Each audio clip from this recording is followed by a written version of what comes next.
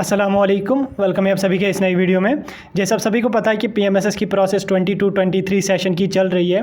इस बीच जिस हिसाब से पहले पीएमएसएस की प्रोसेस चलती आ रही थी उसको इस साल चेंजेस कर दिया गया है। कुछ 4 इंपॉर्टेंट चेंजेस इस साल पीएमएसएस के पोर्टल पे कर दी गई हैं।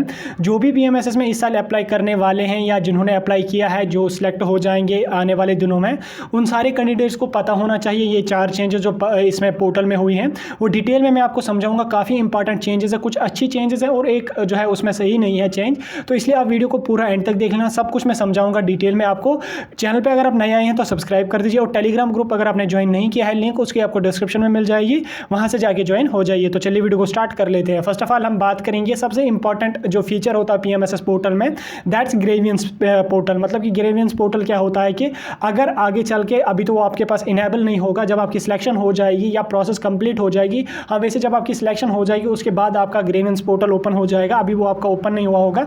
जब आप अपनी आईडी लॉगिन करते हैं पीएमएसएस के पोर्टल पे, वहां पे आपको 3 ऑप्शंस दिखेंगे, यूजर प्रोफाइल, नोटिफिकेशंस एंड एक ग्रेवियंस का ऑप्शन होता है। तो ग्रेवियंस में क्या होता है कि अगर आपको कभी कभी स्कॉलरशिप सस्पेंड हो जाती है या जो डॉक्यूमेंट आपने चढ़ाए हैं उनको वेरीफाई नहीं हो रही, या कॉलेज वाले आपके साथ जो है ठीक से आपके डॉक्यूमेंट्स वगैरह अपलोड नहीं कर रहे हैं, वेरीफाई नहीं करवा रहे हैं, तो आप पोर्टल पे जाके कंप्लेंट फाइल कर सकते हैं, ग्रेवियंस जो है वो सबमिट कर सकते हैं। तो एआईसीटी के पास वो चली जाएगी और एआईसीटी आपके कॉलेज के साथ कॉन्टैक्ट तुरंत कर देगी। पहले क्या होता था, देखिए इसमें चेंजेस क्या आई हैं। पहले क्या होता था कि आपने डायरेक्ट पीएमएसएस के पोर्टल पे ग्रेवियंस पे टैप किया और अपनी ग्रेवियंस डाल दी, उसमें कभी कभी 15 दिन लग जाते, कभी कभी 2-2 महीने भी उसमें रिप्लाई आने में लग जाते थे। अब अगर किसी स्टूडेंट को जल्दी होती तो 2 महीने के बाद जब रिप्लाई आता था तब तक वो जो है काम भी निपटा गया होता है और डेट्स वगैरह भी खत्म हो गई होती है। लेकिन इस साल क्या कर दिया, उसमें उन्होंने ग्रेवियंस का पोर्टल सेपरेट रखा है। जिस तरह से आपने रजिस्ट्रेशन पीएमएसएस की उसी तरह से आपने ग्रेवियंस पोर्टल पे भी रजिस्ट्रेशन करनी पड़ेगी, अपने फ़ोन से हो जाता है।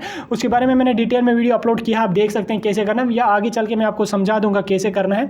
तो आपने वो आईडी जो ही बनाई, आपके पास एक सेपरेट पोर्टल जाएगा ग्रेवियंस का, वहां पे जो ही आप ग्रेवियंस करोगे, फॉर एग्जांपल अगर आप आज ग्रेवियंस वहां पे सबमिट कर दोगे तो कल आपका उसका रिप्लाई जो है वो डेफिनेटली आ जाएगा विद इन 1 डे। पहले 2 महीने लगते थे, कभी कभी 2.5 महीने लगते थे, किसी कैंडिडेट को 4-4 महीने तक भी रिप्लाई नहीं मिलता था। लेकिन अभी जो है आज आप उसमें ग्रेवियंस कर लोगे, कल आपकी जो है ग्रेवियंस सॉल्व हो जाएगी, जो भी प्रॉब्लम होगी वो सॉल्व हो जाएगी। कभी कभी क्या होता है कि स्कॉलरशिप सस्पेंड हो जाएगा आपका, या वेरीफाई नहीं हो जाएंगे आपको डॉक्यूमेंट्स, ग्रेवियंस कर दी आपने, वो आपका जो है वो रिलीज कर दी जाएगी और वो आपका जो भी इशू होगा वो सॉल्व कर दिया जाएगा। दूसरा और सबसे इम्पॉर्टेंट जो इन्होंने यहाँ पे अपडेट किया है इस बार, वो कुछ कैंडिडेट्स के लिए सही है लेकिन मैक्सिमम कैंडिडेट्स के लिए वो सही नहीं है। देखिए क्या था कि पहले क्या होता था कि कॉलेजेस को एक्सेस सिर्फ था कि आपकी जो कंटिन्यूएशन या प्रमोशन, मतलब कि अभी आपको समझ नहीं आ जाएगा, जब आपको एक सेमेस्टर से दूसरे सेमेस्टर में जाना होता है उसके लिए आपको एक डॉक्यूमेंट अपलोड, एक सर्टिफिकेट अपलोड करनी होती है कॉलेज के पोर्टल से, जिसको कंटिन्यूएशन कहते हैं, और ऑड सेमेस्टर्स में उसको प्रमोशन सर्टिफिकेट कहते हैं, वो आपने डालनी होती है। तो कॉलेजेस को एक्सेस उतनी ही, जैसे आपकी आईडी बनी होती है उस तरह से कॉलेजेस की भी आईडी बनती है। तो कॉलेजेस को एक्सेस इतना दिया होता था पहले कि आप कैंडिडेट की आईडी जो है उससे आप कंटिन्यूएशन या प्रमोशन सर्टिफिकेट जो है वो ही अपलोड कर सकते हैं, यानी कि नेक्स्ट सेमेस्टर का स्कॉलरशिप क्लेम कर सकते हैं। लेकिन इस साल इन्होंने इसमें क्या चेंजेस की कि इस साल इन्होंने कॉलेजेस को एक्सेस दिया है। क्या होता था कि पहले कि कैंडिडेट जो है वो एडमिशन उन्होंने तो पीएमएसएस के अंडर कर रखा था, लेकिन वहाँ पर वो कॉलेज वगैरह जाते नहीं और कश्मीर में ही रहते थे वो ज़्यादातर, स्पेशली कश्मीर के कैंडिडेट्स ऐसा करते थे।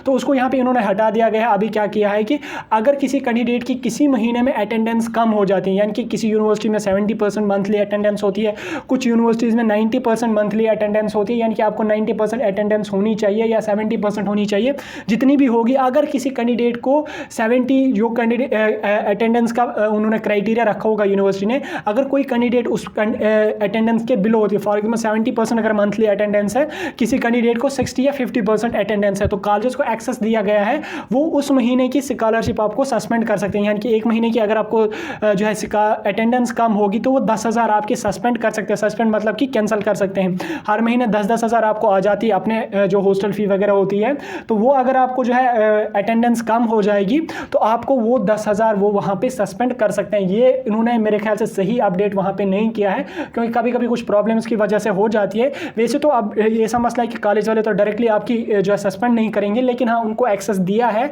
वो सस्पेंड कर सकते हैं। अगर किसी की अटेंडेंस कम काम होती है। तो इसलिए जो कैंडिडेट जाने वाले हैं इस साल वो अटेंडेंस का बड़ा ही ख्याल रख लेना, और जो कैंडिडेट्स ऑलरेडी पढ़ रहे हैं पीएमएसएस में वो भी अपनी अटेंडेंस का ख्याल रख लेना, क्योंकि आगे चल के अगर वो आपकी पेमेंट सस्पेंड कर देते हैं, क्योंकि जो कंटिन्यूशन या जो अगर आप ज्वाइनिंग रिपोर्ट भी देखोगे, कल मैं उसके बारे में वीडियो डालूंगा, वो भी अगर आप देखोगे उसमें भी मेंशनड है कि किसी कैंडिडेट की अगर अटेंडेंस जो है प्रिस्क्राइब्ड परसेंटेज से बिलो हो रही है तो आप उसकी सस्पेंड कर सकते हैं, कोई इशू उसमें नहीं है। ये सेकंड अपडेट इस साल इसमें किया है। और थर्ड और इंपॉर्टेंट और अच्छा अपडेट उन्होंने क्या किया है, जब आपको नेक्स्ट सेमेस्टर की या जब आप डीबीटी अपनी कर लोगे आगे चल के इंशाल्लाह, या नेक्स्ट सेमेस्टर की आप जो है स्कॉलरशिप क्लेम कर लोगे, कंटिन्यूशन या प्रमोशन डालोगे, तो उस बीच क्या काम करना होता है, अपने डॉक्यूमेंट्स की या डीबीटी में जब आगे चल के आप बैंक की डिटेल्स, मैंडेट फॉर्म वगैरह डालोगे, तो फिर वेरिफिकेशन में पहले क्या होता था, काफ़ी टाइम लग जाता था, कभी कभी एक महीना, कभी कभी डेढ़ महीना लग जाता था उसकी वेरिफिकेशन में, तो तब तक आपकी स्कॉलरशिप नहीं आती थी। लेकिन इस साल उन्होंने क्या किया, रिसेंटली पिछले महीने ही ऑटोमेटिक बॉट्स वहाँ पे उन्होंने लगा लिए, जो ही आप अपनी डीबीटी करोगे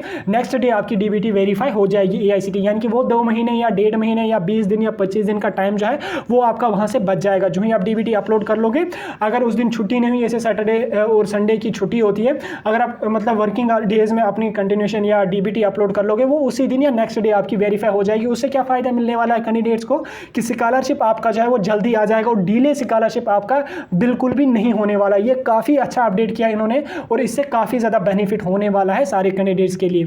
तो नेक्स्ट और लास्ट जो है फोर्थ चेंज इन्होंने इस साल की है, क्या किया देखिए, पहले क्या करते थे कैंडिडेट्स, वो पीएमएसएस का भी फॉर्म भर लेते थे और उसके साथ साथ एनएसपी का भी फॉर्म भर लेते थे, या किसी और स्कॉलरशिप का भी फॉर्म भर लेते थे अपार्ट फ्रॉम लेबर स्कॉलरशिप, क्योंकि लेबर स्कॉलरशिप आपके फादर के नाम पे बनती है, उस पर आपकी कोई भी डिटेल वगैरह नहीं लगती है।